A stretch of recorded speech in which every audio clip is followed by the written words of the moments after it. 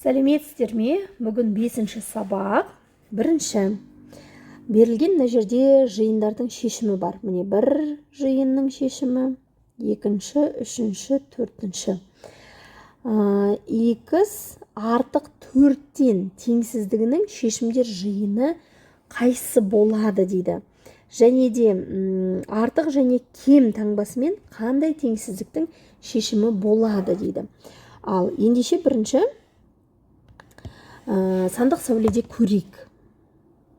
Сонымен 0-ден бастаймыз. 1, 2, 3, 4.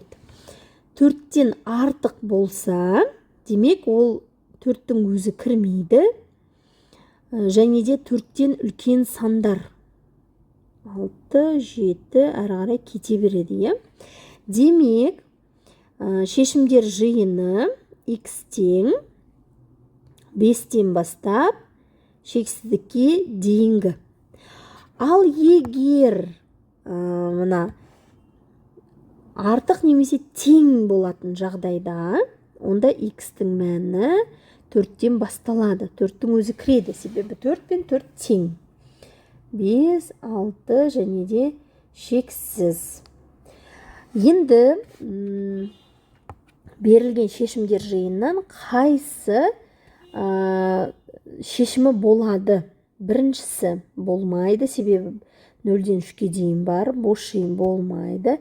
4, 5, 6, яғни міне мына шешімдер жиыны болады, және де мына шешімдер жиыны болады.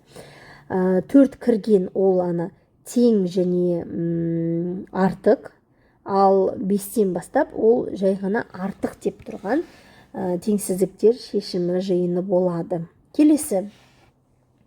60, 50, 40, 12, 8, 7 және 3 сандарының қайсысы 7 кем y-тан кем 50-ден теңсіздігінің шешімі болады дейді. Ендеше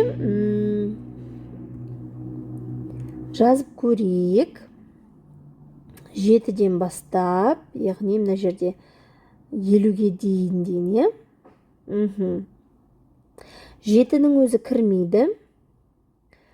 50-дің өзі кірмейді. Яғни мен үшін боямаймын. Демек, осы аралықтағы сандар кіреді деген сөз. Демек, y-тің мәні 8, 9 және де 49-ға дейін болып тұр. Міне мына жерде 49, 49-ға дейінгі сандар. 50-дің өзі кірмейді. Қайсысы дейді? Енді 60 кірмейді. 50 кірмейді, 40 бола алады, 12, 8, 7 бола алады, y-тің мәні 3 бола алмайды. Келесі, үшінші тапсырма. Теңсіздіктер шешімінің жиымы болатын қос теңсіздіктерді жаз дейді. Қос теңсіздік болу керек 8, 9, 10 дейді. Яғни 8-ден 7-ден артық болып тұр. 7 кем x және кем 10-нан. Бұл жерде 8, 9, 10 болады. Тағында біреу, ол 8 кіретін. Мысалы 8 кем немесе тең x-тан кем 10-нан болған жағдайда, x-тің мәні 8-ден бастап, мына жерде тең болу керек. Мына жерде міндетті түрде тең болу керек. 9, 10. Немесе 8, 9, 10. Дұрыс. Дәл осылай екі түрлі теңсіздік құрастырса болады. Келесі, төртінші. Теңсіздікті оқы және шеш. 6 кем немесе тең аға, а кем 9-дан. Шешейік. 6-дан бастап 7, 8, 9. Яғни 6-ның өзі кіреді, себебі тең деген белгілі бар, ал 9 кірмейді. Осы аралықтағы сандар болып тұр. Демек, А-ның мәні 6, 7 және 8 19 кірмейді. Келесі бысы 16, 17, 18, 19, 20. 16 да кірмейді, 20 да кірмейді. Себебі тең деген белгі жоқ. Осының арасындағы сандар.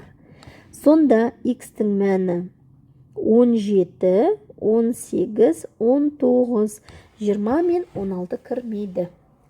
Дәл осылай ә мен в-ны орындау қажет. Келесі 5-ші. Торкөздерге егер дұрыс теңсіздік болса в әрпін жазамыз, дұрыс емес болса мынандай h әрпін жазамыз. Бірінші жолағын көрсетемін. Міне 10. Яғни x-тің мәні 10 болған жағдайда дұрыс бола ма, болмай ма? 10 кем 10-нан. Мына жерде тең белгісі болса дұрыс болушы еді. Бұл дұрыс емес. Демек h-ты қоям. Келесі.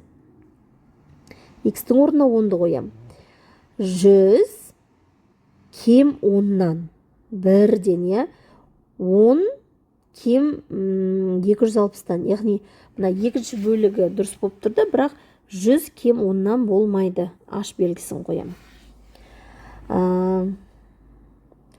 Дұрыс болатын бір теңсіздікті көрсетейін. Мысал 84. Мына жерге 84-ті қояйық. 10 кем 84-тен келіп тұр. 84 кем немесе тең 100-ге я келіп тұр. Демек, бұл дұрыс теңсіздік в қоямыз. Түсінікті ғой. Келесі, x-тің орнына мына 84-ті қойып көрейік. 100 кем 84-тен. Жоқ, бұл бірден болмайды. H.